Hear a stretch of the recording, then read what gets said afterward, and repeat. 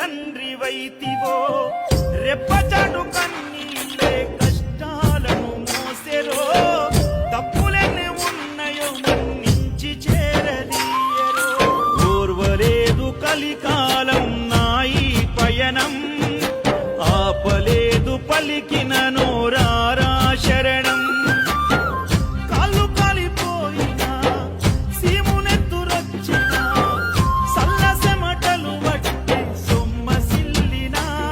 కనిపిస్తే చాలు అంటూ ఆకలిని మరిచిపోతూ అయ్యప్ప నిన్ను చూడందే కడుపు నిండదు ఎంత దూరం